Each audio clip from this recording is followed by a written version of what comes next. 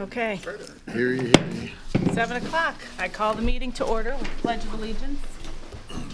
I pledge allegiance to the flag of the United States of America and to the republic for which it stands, one nation, under God, indivisible, with liberty and justice for all. Batteries in the clock. It was low last time we were here. We're out of funds. Yeah. Can we appropriate? Maybe we can get donations. That's right. Yeah.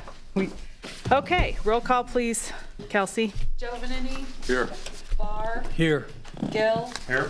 S. Horner, Causer, Yes. A. Horner. Here. Cranford, Here.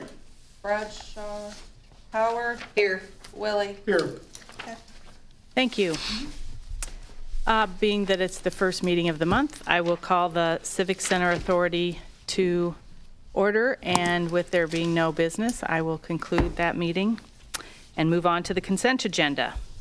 Is there any discussion or questions about any of the items on that agenda? If not, I would entertain a motion for approval. I so move. Motion by Barb Howard, second by Chan Gill. Roll call, please. Giovanini, Yes. Barr, Yes. Gill, Yes. Causer, Yes. A. Horner, Yes. Cranford, Yes. Howard, Yes. Willie. Yes. Regular agenda item number A is approval of the Farnsworth Project Services Agreement for our ITEP grant. We have representatives from Farnsworth here. You guys want to come up to the... I've asked Kathy and Paul to come and just kind of give us a brief update on where we've been and what the project scheduling is going forward.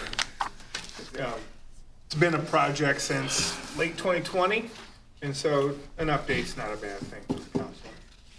And I gave everybody a timeline of kind of where things started with this that I left in front of you today. And so you'd have, some of you are new or maybe weren't even on the council when we originally put the bike grant together. So I'll give you to the floor. And Kathy, if you want to come up to the podium and talk about what it is that you need from us and entertain any questions that people might have.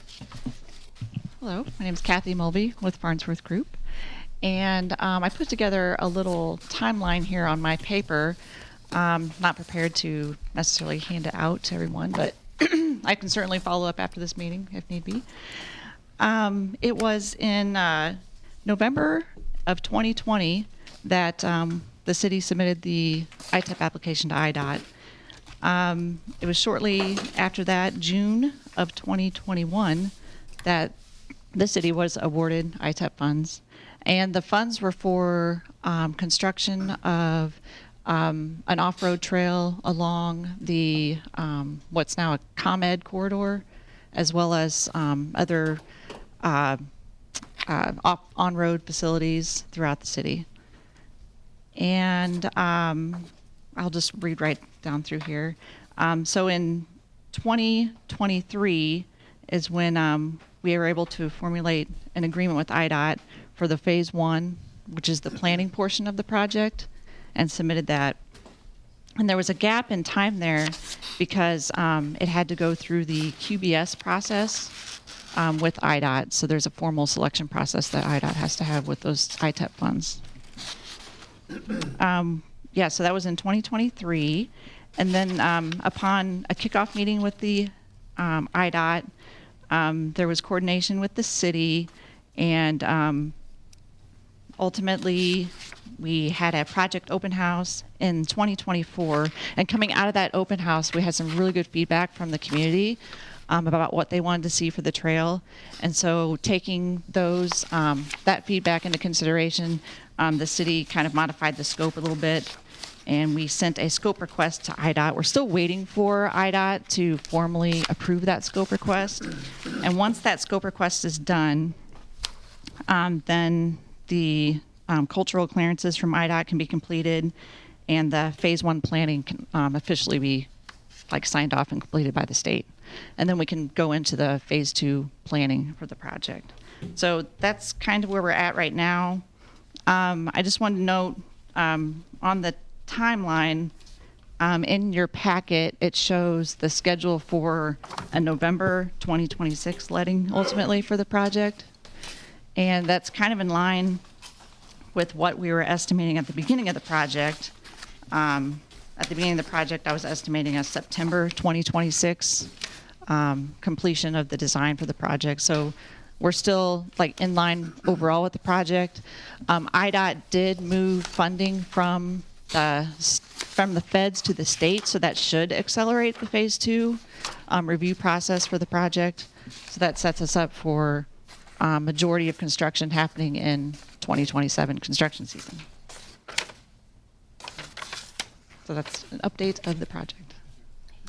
So is it the scope, the change, the scope change request that went through, is that what's delayed this next step? Yeah, because taking in consideration all the stakeholders, the city's feedback from the community, city's input, and that kind of, and putting together that scope change request, we're waiting for final IDOT approval of that. And then after that, we can anticipate an engineering package of some type, or? Yep, and that's what's in your packet now, is for us to move on to the phase 2. And that was per direction from the state to go ahead and move into phase 2. Phase 1 approval is pending. So we should be able to accelerate things. And we're right in line with what we were estimating originally for the schedule of the project. So are all IDOT projects like this that take so long? Yeah, with the ITEP funds, like I said, you have to go through a quality-based selection process up front. So that did delay the start of the project, the kickoff. I think I said that was, March of 2023. So even though the city got the funds in 2021, it took a little bit to get us set up and get us square with the state and then start work. Is there a statute of limitations on the funding? Good question. We just submitted a time extension request with the state, so they've got Because that. it's 5 years, right, from the time Yep. that they awarded? Yep. Are they generally receptive to that? Oh, yes, yeah. We've got that into them. We're just waiting for formal approval. The delay was on both hands, so, I mean, us and them, so. And did I misunderstand? Did you say that the funding has been shifted from federal funding to state funding? Yeah, that was by the state's request for them to do that. So the state has the money now? Yes. And like I said, that should accelerate the progression of the project through phase 2, which is wonderful news. Fortunately, the state's done that in several areas, like the airport as well. They're shifting federal funding over to the state to help speed along the process. So since so much of this has been done, and it's a scope change that's interfering, any way we can control that time before they answer us? Well, fortunately, we've gone through a lot of that work, working with the city engineer. So the state has everything they need. I did check in with them this morning to see what the status was. Unfortunately, I had to leave a message, but it should be coming soon. So, and like I said, we received direction from the state to go ahead and move into phase 2 design, and that's what's in your packet today. Kathy, after phase 2 design, is phase 2 design prep it for construction? Would that be next, construction? Yeah, design? that's correct. Yeah, it prepares the bid documents and takes us to letting. So the packet here is agreeing to the $103,446 engineering fee, of which we will have to fund $26,622.46 out of city coffers. And that would be TIF funds, as the project is within the TIF district. Can you say that again, Kelly, about the funding, the split? The engineering scope is for $103,446. You should have on here, Dan, too. you should have a sheet with it. Sorry, Anna. Yeah, right here. And then $26,622.26 would come out of the city coffers through the TIF Okay. funding because the project is within the TIF. And has that been budgeted? We had a contingency. Okay. There. We'll cover that. No Okay. problem. Okay. And then, So it's budgeted. yes. Basically. Yes, and just to expect, when it does come time for construction, there may be additional costs with that.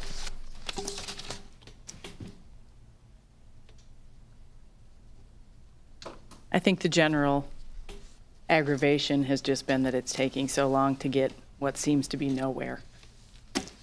And even our public is confused because they've seen that we're doing this, but nothing is producing. So, Yeah, just being at that open house, and we had many people come through and some really nice suggestions and thoughts, and it gave us a false sense that it's just moving, it's moving.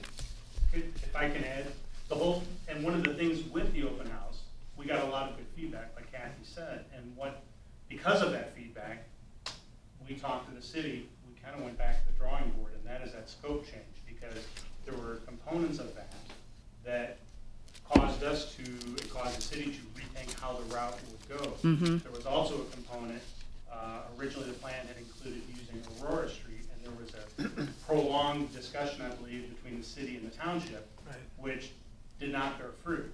So that was also a pretty hell, that was like, I think, a half a year or better delay with all that happening. So I mean, on the one hand, you have the open house, you get the public input, but then you gotta do something with the public input. No, I'm aware of some of the alterations, that some of it's more city streets on one part of the trail, and then the rail trail is the one where that concern was. There were two main ones, right? There was SHPO had a concern, Yeah, and then also the Aurora Street. So two adjustments. yeah, Pretty decent adjustments. I mean, pretty big shifts. yeah. And I mean, that's the purpose of the phase 1 planning, is to flesh all that out. And by the time you get into phase 2, it's getting that, the plans and specs put together and getting out to letting. okay, so I would entertain a motion to accept the services agreement with Farnsworth. I would make that motion. Motion by Mike Barr, second by Jerry Causer. Roll call, please. Barr, Yes. Gill, Yes. S. Horner, Yes. Causer, Yes. A. Horner, Yes. Cranford, Yes. Howard, Yes. Willie, Yes. Jovanini. Yes. Okay. Thank you. Look forward to the next report, Kathy and Paul.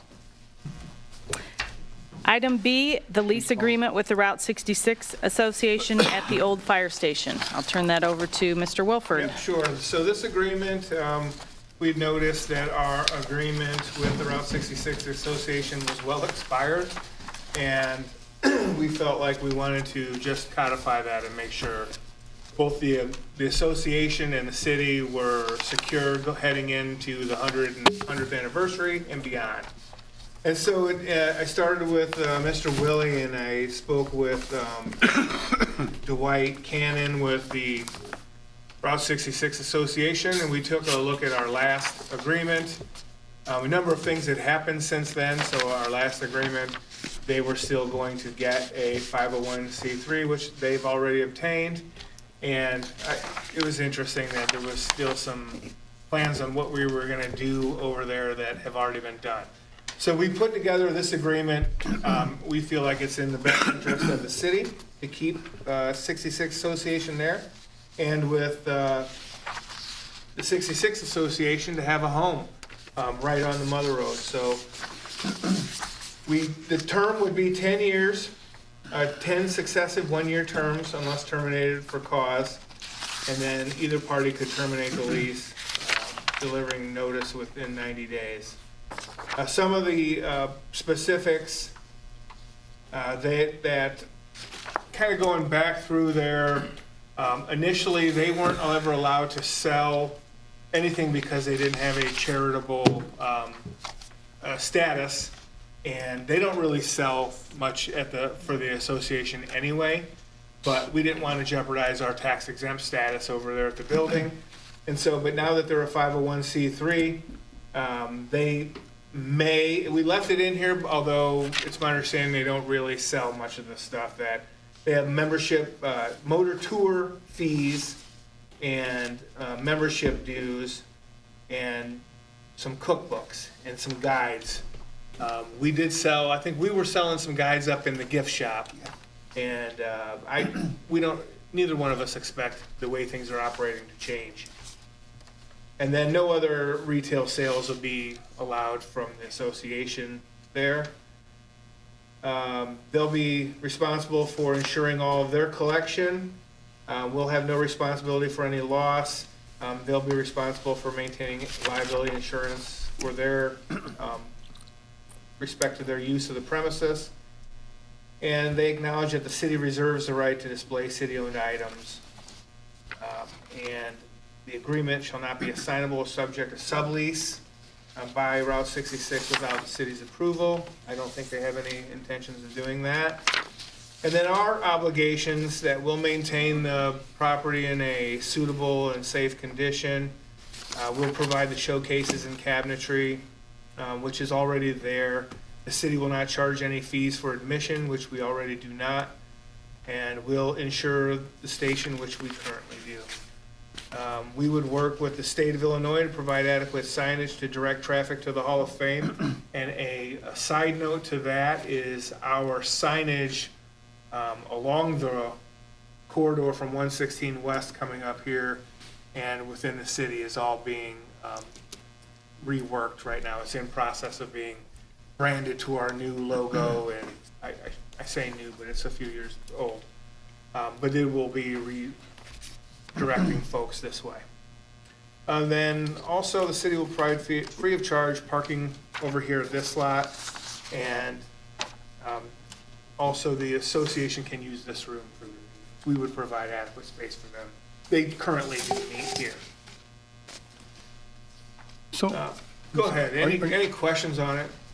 so, I had a thought about that, about they can sublease a space for a small business then, or They do? can't without our consent. Okay. So would we want to encourage that if there's a small business that wants to start and they can start small there? Would we want to try to encourage something like that or Well, not? to be honest with you, right now, we wouldn't have any space over Okay. there for That's, I was Yeah. wondering about that. I was going to ask them that question. We hardly have space for what we have. Okay. I didn't know. For, maybe for the benefit of our new council members, explain what other, like the staffing and that kind of thing, what is the city's, I mean, there's not really anything in here about that part, and maybe it's not important to this agreement, which but, you know, what our other Background. responsibilities are with respect to the museum, because you guys probably don't know. John? So we staff the gift shop and we staff the museum. And the association, you correct me if I'm wrong, on Saturdays, they provide a docent at the 66 museum. But And we- I'm on call anytime they need me, so. We received all the funds out of the gift shop, right? That's Yeah, our, the gift shop is run by the city. yeah. How will this agreement expire before or after the TIF expires? As of right now, it will expire after the TIF, Okay. So, unless the state extends the TIF. yeah. Anybody have any questions elsewise? John? I'm not going to vote on this. I'm going to abstain because I feel conflicted that I'm on executive board of the Route 66 Association, and we approved it. To me, it looks awkward for them to turn around and approve it on this side of the table. Not that I'm against it, but Yeah. No, but I agree with that. If you're Noted. actually on the Quite board on the frankly, other side, we you're part of the respect approval It process. has been by now. the easiest relationship with the 66 Association. Having them here has just been it's been a boon for 66 visitorship here. They have a lot of fantastic exhibits there, as well as, we have the Waldmeyer yacht and the van. And inside that museum, most of the rest of that is the association's displays. So we're thrilled having them there. They draw a lot of people, and with the 100th anniversary, and when we started looking at, oh my goodness, this is quite old, it expired, it was time to just solidify it. And when I approached them, they were like, oh, sure, no problem. And it was, they have no intention of wanting to go anywhere else, and I think we're in great shape. So do we need a motion Yes, to please. approve? I'll make a motion Scott? to approve. Jerry, second. Roll call, please. Gill, Yes. S. Horner, Yes. Causer, Yes. A. Horner, Yes. Cranford, Yes. Howard, Yes. Jovenany, Yes. Barr. Yes. Item C, approval of the Hune Professional Services Agreement, and you taking this one? or Sure. is this- Yep, Me. so there have been discussions with Hugh, and Paul Charnett is their Principal. employee that has been working with the Housing Committee. Just discussing, if you remember when we updated our building codes, one of the changes that we made was determining square footage along the frontage.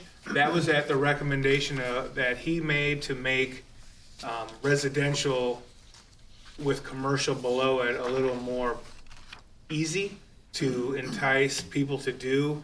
And there were some changes in the code in 2024 that were pretty confusing and then hadn't been fleshed out quite yet. So he's been instrumental in that. And then this agreement, he's like I said, he's been a great asset for us to have. This scope of services includes a review of our building codes with Greg to go over and really take a hard look at to see if there are any other changes that can be made to better benefit the city as we explore different housing needs and just different code requirements that may stand as obstacles to getting development done, whether it's rehabilitation development or new development. And then to also we kind of talked about he would have like a class where we would be able to have the city and local businesses come and do a workshop with him to kind of outline the ways that they can benefit from these code updates and developing here with the city, and us as well as how we can adapt to those. So we felt the code review should come first and get us in the best position, and then offer this workshop. If you're on page 2, it shows the workshop on top, but we wanted to go the other way first.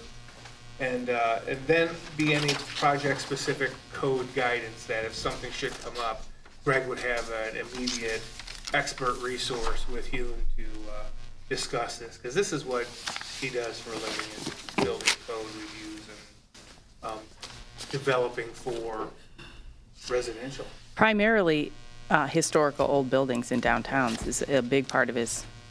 And Paul, he would, I mean, this workshop, we're kind of targeting, we could hope maybe early October. I mean, we'll talk a little bit more about that tomorrow, but like Jim said, have him review our codes to see if there's any other exclusions that we maybe didn't catch in the outset, and then put on this seminar for building owners, potential developers, real estate people who might be able to help guide individuals who are interested downtown in doing some renovations to their upstairs and or downstairs. I mean, he's currently working on several buildings downtown with the owners.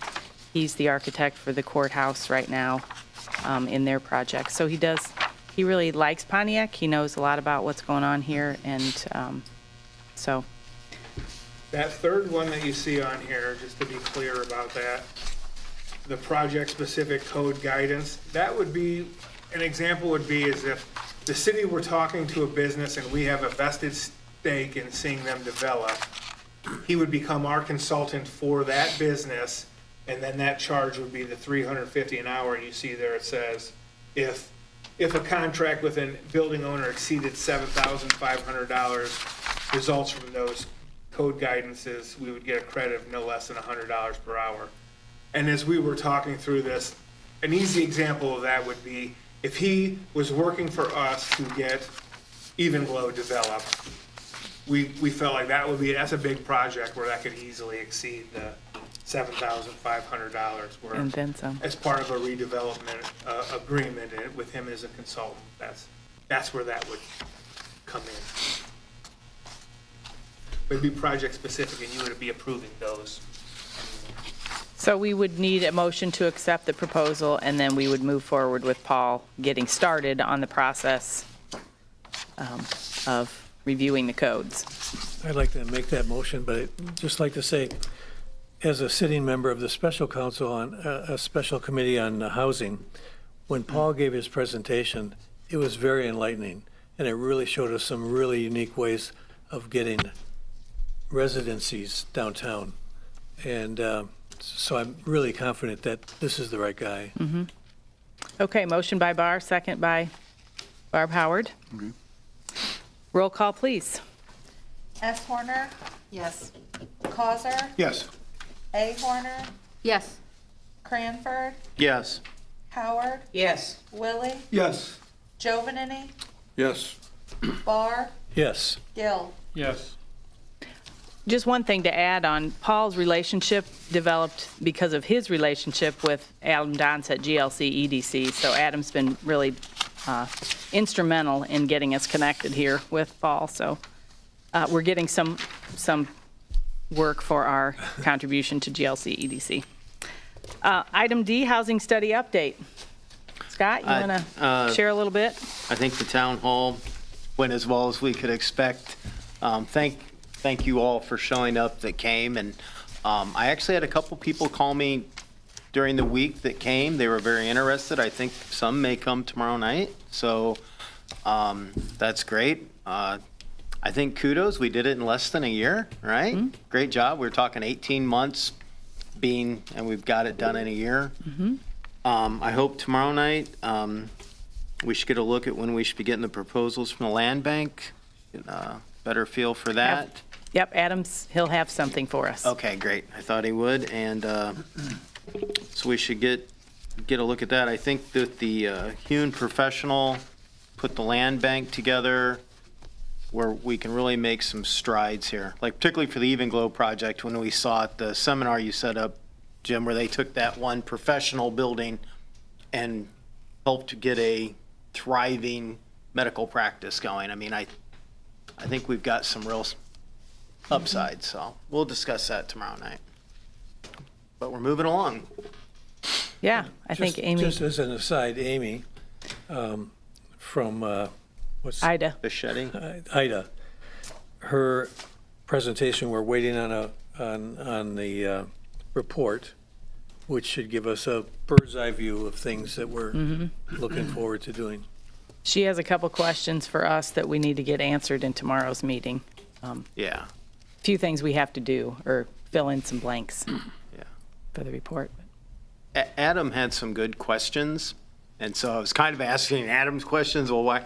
It's good to have Adam because he asked some questions that'll be more user-friendly for us, how to get the most out of this tool. So that's kind of what the questions are tomorrow, is kind of flush that out.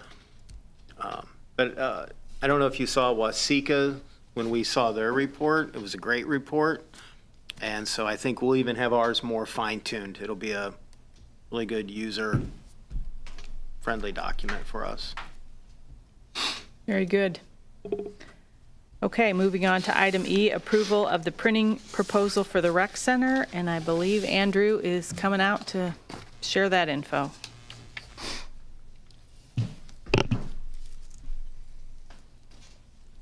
Good evening, Council. Over the last few weeks, we've been evaluating our printer contracts throughout the city in places where the contract is coming up for renewal. Some of the ones we found don't make sense to have a full support contract because of cost, but we felt like the one at the rec center was definitely very important because of the volume they put through there. We received 3 total proposals, one from a company called Marco, one from a company that we do business with called Watts here at City Hall, and another one that we use in the public safety building called GFI Digital.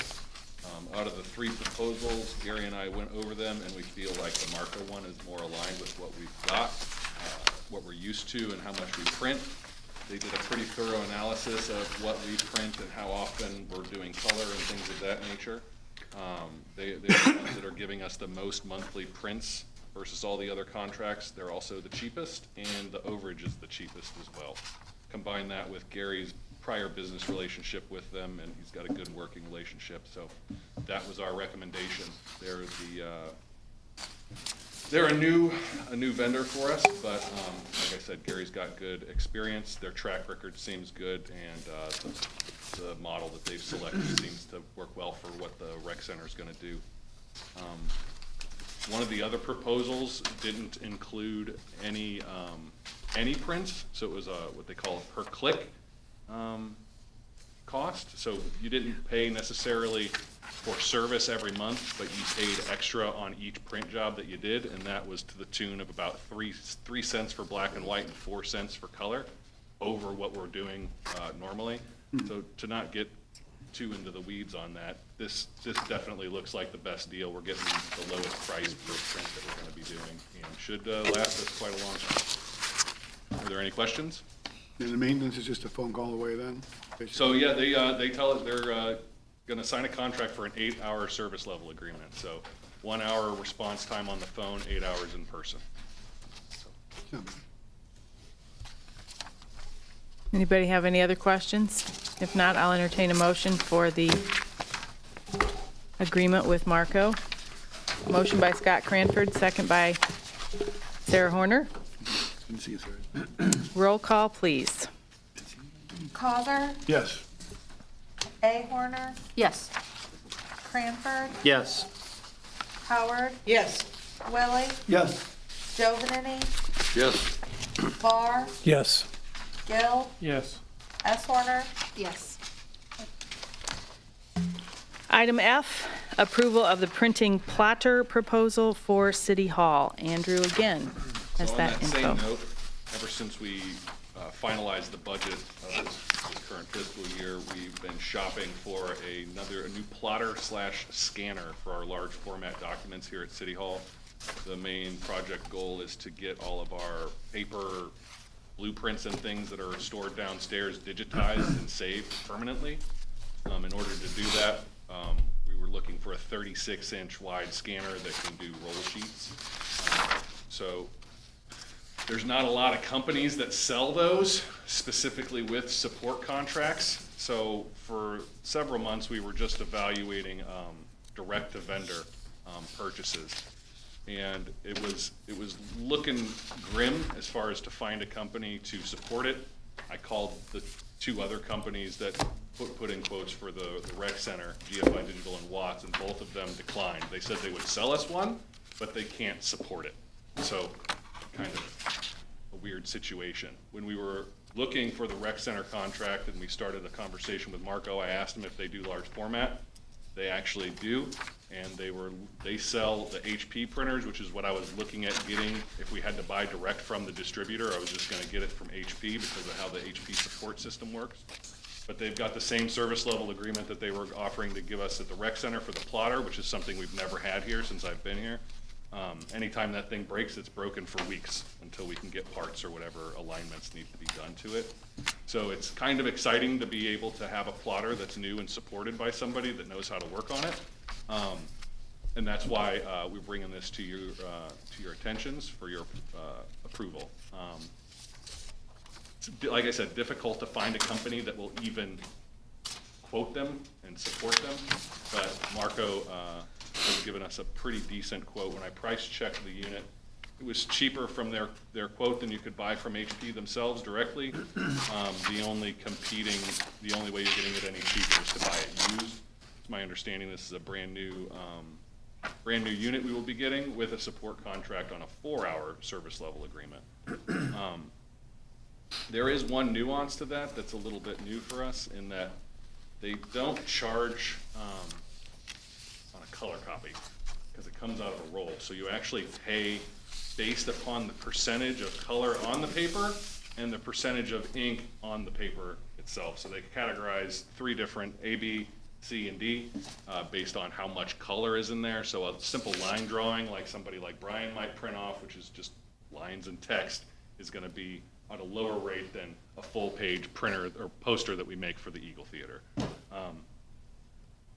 Like I said, that's not a realm that we're really super familiar with as far as paying by square footage, but it seems the cost is pretty well in line with industry standards. So that's our proposal. Are there any questions?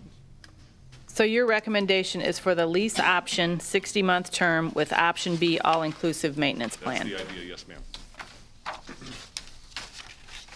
Anybody have any questions about that or other Just things? what- It is within the budgeted What amount. makes the rarity, I mean, is this a rare piece of equipment? It's not rare, it's just, I think the expertise to maintain them is not common in our area. Huh. That's the best I can come up with, I really don't know. I know that they require very specialized training, so like just knowing how to work on a printer doesn't qualify you to work on a plotter, and not knowing how to work on a plotter doesn't really qualify you to work on much else. So there's plotter repairmen are plotter repairmen, just like we had the same issue with our folding machine. Trying to find somebody that knows how to work on folding machines is also difficult. So once we found a company for that, we kind of latched onto them. I know I visited with Andrew for a bit today about it, and I said, why isn't it just cheaper for us to have these printed outside somewhere? And he's like, we don't know. We don't have any comparison. So it may or may not, I mean, be. But between the rec center and community enrichment, we make a lot of large-sized colored paper. Paying a company to do that for us, I think is going to clearly exceed. Yep. We'll pay in. Well, and the timing of it all was is gonna say, better timing. if we have it And the ourselves. timing, So, anybody want to make a motion? I mean, go ahead. Let Jerry have it. Okay. Motion by Jerry Cosner, second by Mike Barr for the lease option and the all-inclusive maintenance plan. Roll call, please. A. Horner, Yes. Cranford, Yes. Howard, Yes. Billy, Yes. Jovanini, Yes. Barr, Yes. Gill, Yes. S. Horner, Yes. Causer. Yes. Thanks very much. Thank you. Thank you. Okay, mayor's comments. I have a few things I'm working on. Number one, I had reached out to our new council people about potential availability at our next meeting for about an hour in advance or 45 minutes to do a meet and greet with all of the department heads, and we just kind of have a little social ahead of our meeting so that they can get to know all those individuals, and Jim said he's going to reach out to all of them to see if they could be here. So we'll get more out about that soon. There's going to be a movie night in the park on Friday, August 15th that Gary and Lori and I have been working on. It is going to be at Chautauqua Park on, Friday, August 15th. Is that the 15th? Showing at dusk. I think the park folks are going to have some other games there and concessions. The movie is going to be sponsored by, there is a cost to the city to get a movie. The movie we're showing is IF. I don't know much about it, but Gary and Lori picked that out. There's a $500 cost for the movie, which I have reached out and currently have 3 sponsors of $100, so I'm working on 2 more sponsors for that. And then we are borrowing the blow-up movie theater thing from the city of Yorkville, which we have done in the past, so we'll be going up to get that the day before. So spread the word for families and whatnot on that. It's kind of a back-to-school night thing. I learned last week or 10 days ago that the Illinois DNR has opened up, and I'm gonna use the wrong initials, OASLD or OSA. Anyway, it's a grant for park improvements that I'm getting notification now every week about those. And so Gary and I and Jim have taken a look at it, and we're exploring some potential opportunities for us to submit. I think the deadline is October 15th or September 30th. Anyway, we have a good amount of time, hopefully, to maybe put some things together. And we may be doing a little public survey of one particular area in town to see if the residents there are interested in some stuff at a neighborhood park, and more on that later too. But we did some brainstorming today on that, and hopefully we can submit something and get. And then I have a question about the bridge, but maybe you're going to talk about the bridge. So I was just going to get an update on Mill Street Bridge, but perhaps that's. Do we have an update on Mill Street Bridge? Anything new? Go ahead, yes. Everything? Sure. Oh, I there's more I than, meant to ask him to come up when Okay. Rick was talking. okay. Bigger can of worms, maybe. Yeah, I didn't know there was more to tell, so My bad. okay. Just to give a little update on the construction projects we have going on, kind of the major ones. Obviously, out here in the parking lot, we were able to put down our binder course today. We did get a first lift of surface on 2 of the parking areas, and the plan is to come back tomorrow and finish the surface lift here. Wednesday morning is or I shouldn't say morning, Wednesday is anticipated to be striped, and then due to the oils in the asphalt, probably Friday morning, that'll all be cooled and ready to go. So our anticipated opening would be Friday morning for the main parking lot out here. During the process this week, they anticipate getting the lot in front of the police door there done as well. So we would have basically this open on both sides of the street here, and for a short time would be able to open Mill Street back up again. They will then head down Livingston Street, and that'll be closed for a little while because the entire south side of Livingston Street will have curb and gutter replaced. Right now, there's almost no gutter head left. It's all paved in the gutter pan. So the fire and police lot, for the most part, I think all the curb is in as of today. The main concrete work behind the fire station overhead doors is complete. And then possibly tomorrow or the next day, they're looking to pour the concrete driveway south of the food pantry. And that'll allow the garbage trucks to get into the garbage dumpster pad for that area. I do not have a schedule then for the asphalt, because there's some asphalt to be done back there as well. I don't have that schedule at this point, but the concrete in the lot should be done this week, and then hopefully along the Livingston Street quickly thereafter.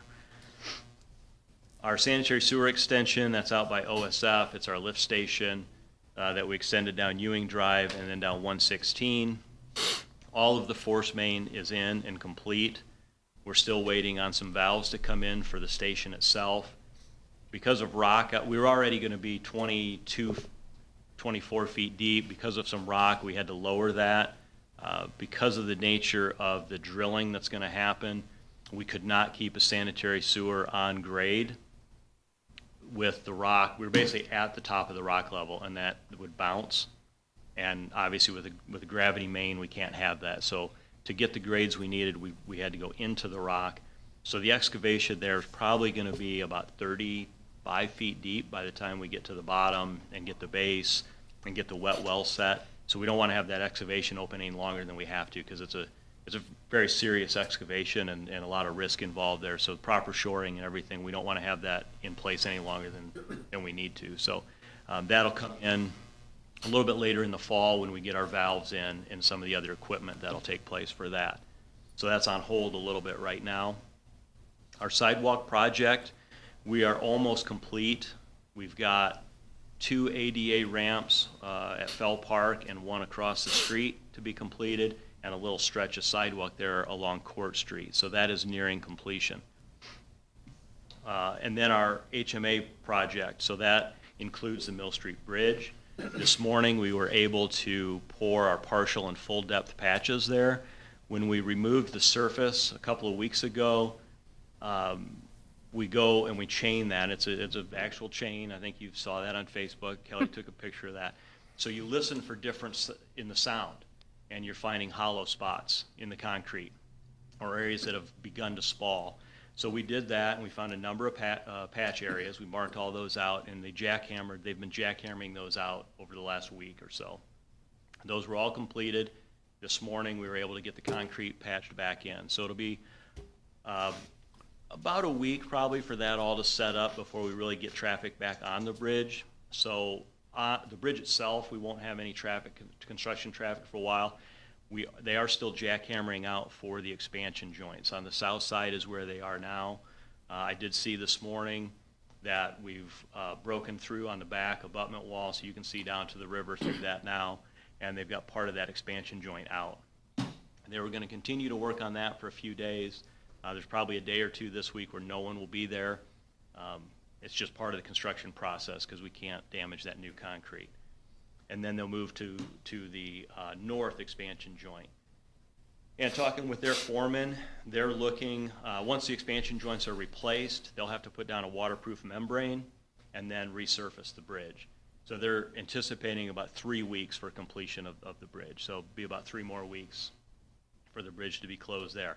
Again, weather dependent, and if everything goes according to plan. As of now, that's their estimated timeline. Along with that project, or as part of that project, we have Mill Street, a pretty extensive overlay project along Mill Street. I went with Opperman Construction is going to be their subcontractor for Kankakee Valley Construction, who holds the contract, and they've got 6 manholes that need to be replaced. There's 3 in this intersection back up here, which we can't get in and do those, while Apple's here, so that's on hold a little bit. We've got 4 on Mill Street. Those are basically under the curb line, so we have to get those in.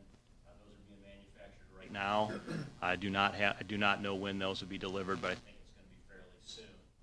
And then once those get in, from Lowell to Lincoln will be all new curb and gutter on both sides. Again, that's a street that's been overlaid multiple times. Some of that is flagstone curb, some of it's curb and gutter, but it's basically gone. So we will go in and we'll put all new curb and gutter in through that area. We also went today with Opperman Construction. We walked Boulder and Adobe, and we walked Mill Street from Torrance to Lowell, and we marked out patching areas. So what we typically factor about 10% of the curb and gutter when we do an overlay is going to be bad enough that it needs to be repaired.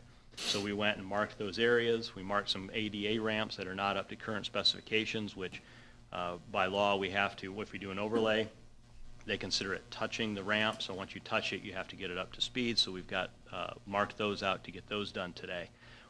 Opperman's doing the sidewalk job, so when they finish, they're anticipating the end of this week to be finished with the sidewalk job. So they're calling in their utility locates tomorrow.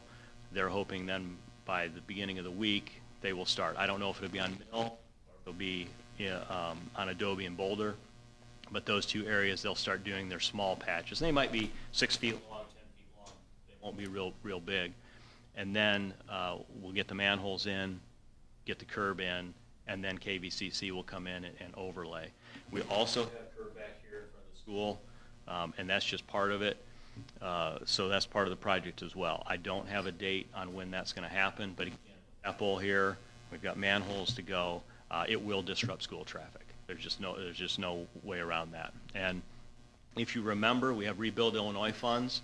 So like Farnsworth mentioned, you're sometimes at the mercy of the state. These Rebuild Illinois funds are state of Illinois funds. They have a number of requirements with them. So we had to spend them.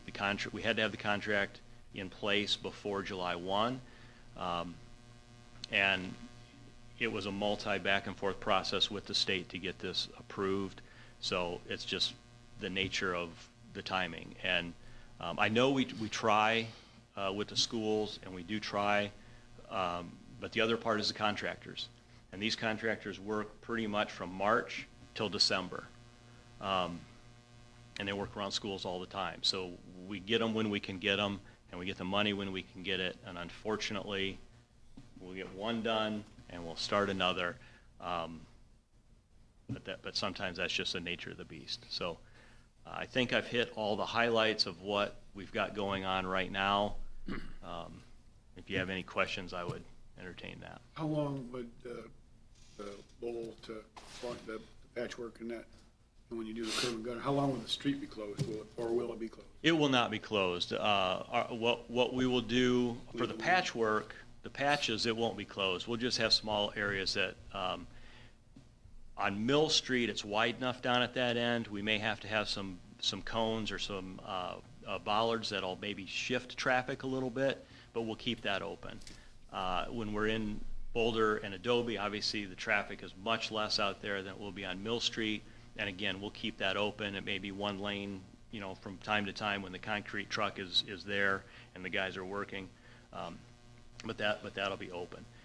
When we're doing the entire run of the street in those narrower areas, and we've made a decision. We talked at one time, we've talked about widening that stretch. And I know when we've widened some roads like Indiana and some others, there's a lot of concern about speed and traffic, and there's a lot of studies that have been done that if you widen the street and you take away, I'll call it like a sense of danger. It's not really danger, but if you add that comfort level, it's natural to go faster, and there's been a lot of studies done that is the case. So a decision was made for two things. One is potential speeds.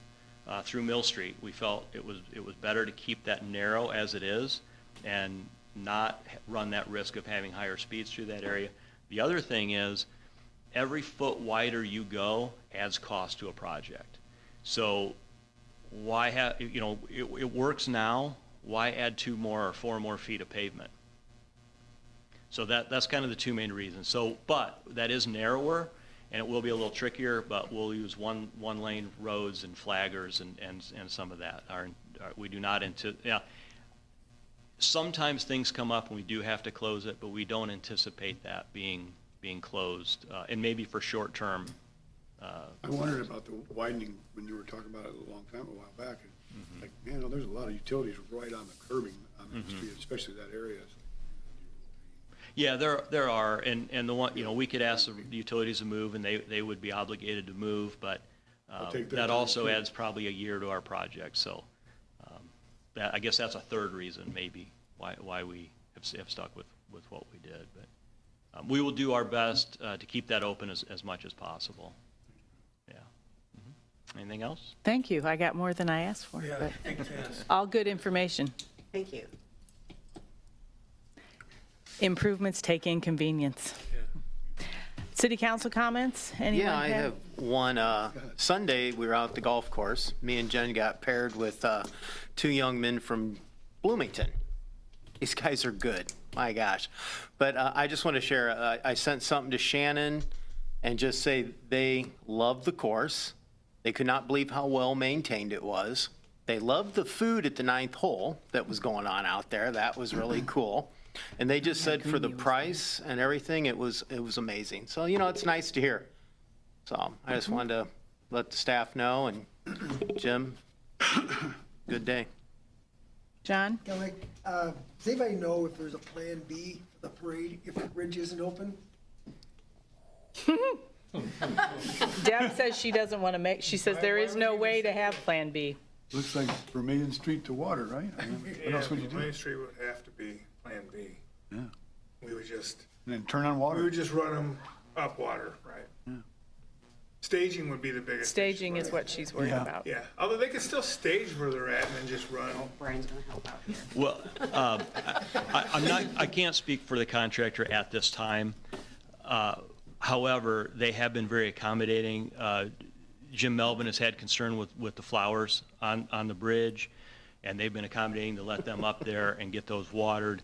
We also have an issue on Saturday, or have a potential issue on Saturday with the Boys and Girls Club in their duck race. And right now, we're hammering out the expansion joints, like I said, you can see down in the river.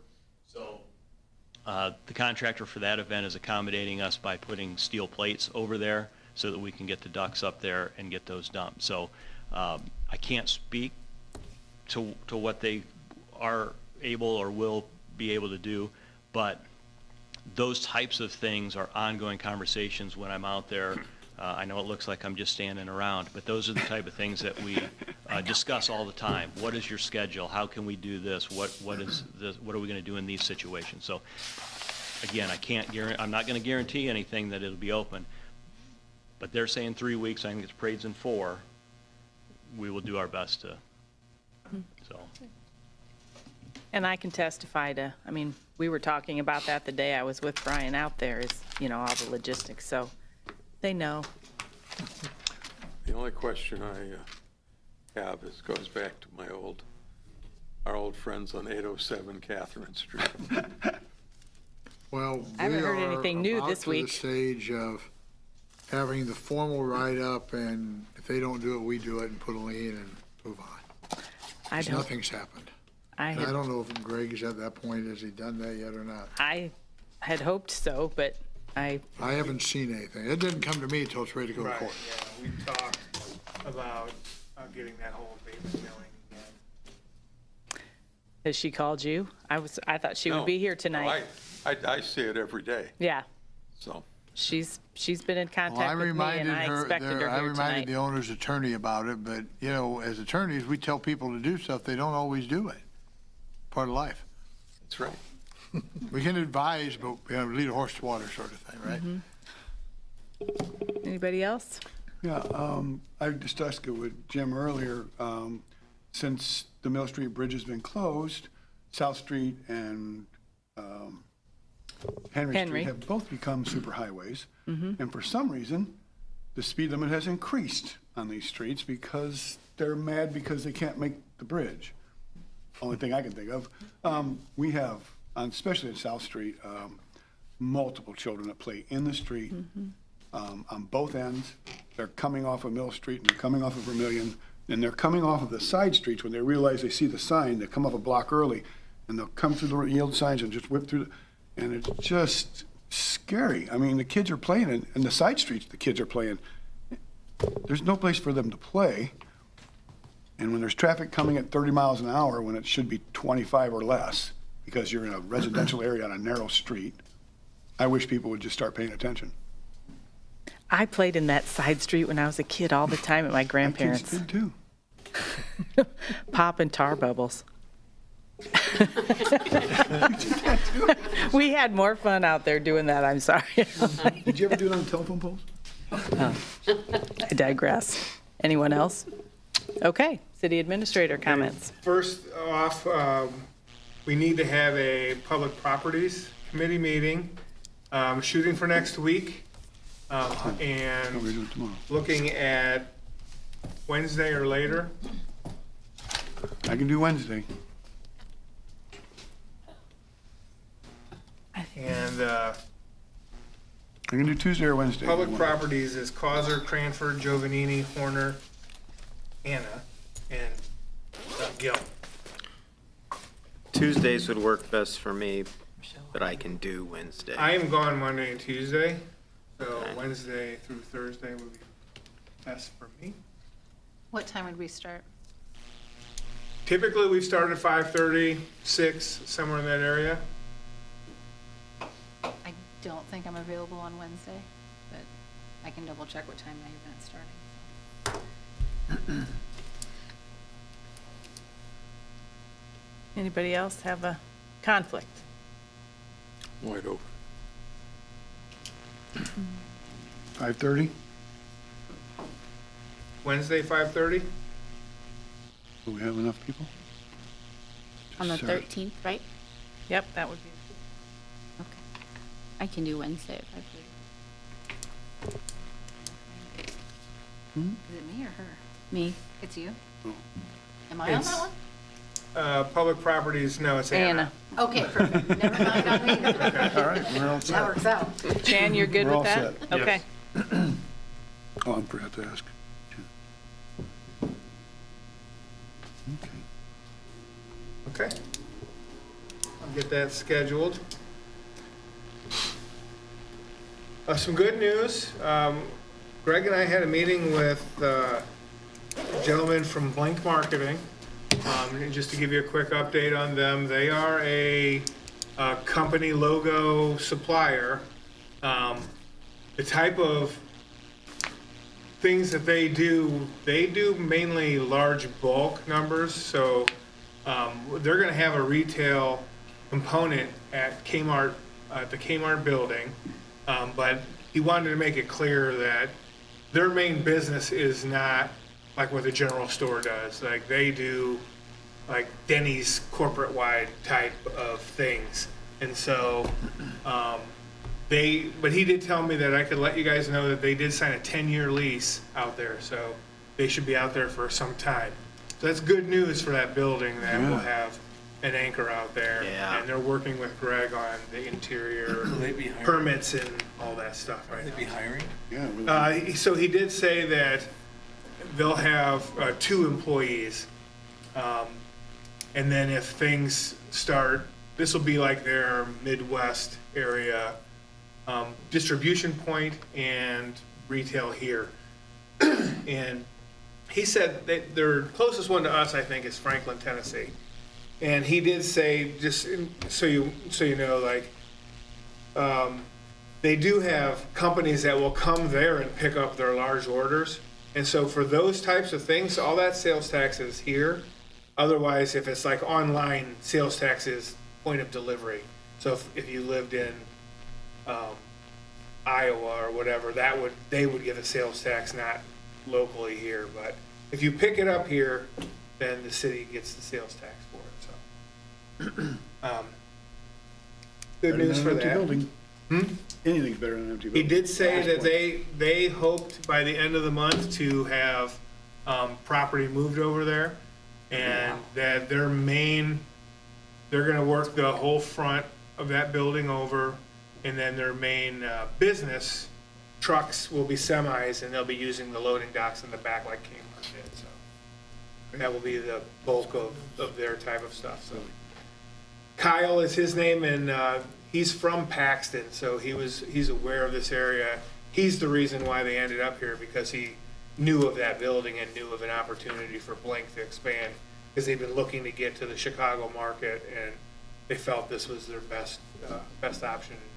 They got a nice favorable lease from Monami Realty, and So is it a distribution center, or are they producing product there? they are not producing, they are a distribution. They have vendors that they buy from all over the United States and all over the world. So, yeah. So they'll bring them in and then ship them out from here.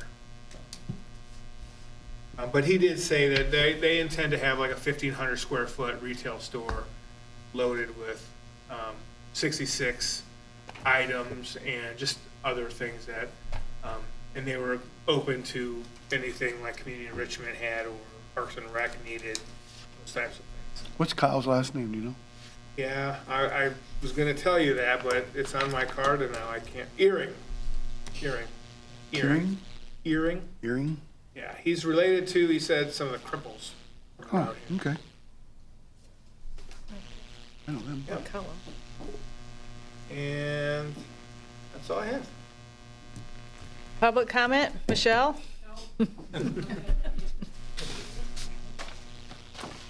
Okay, I will take a motion to adjourn.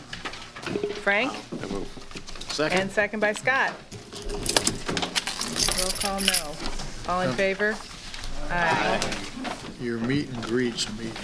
I know, I said to Jim, I would, so we got it. You have to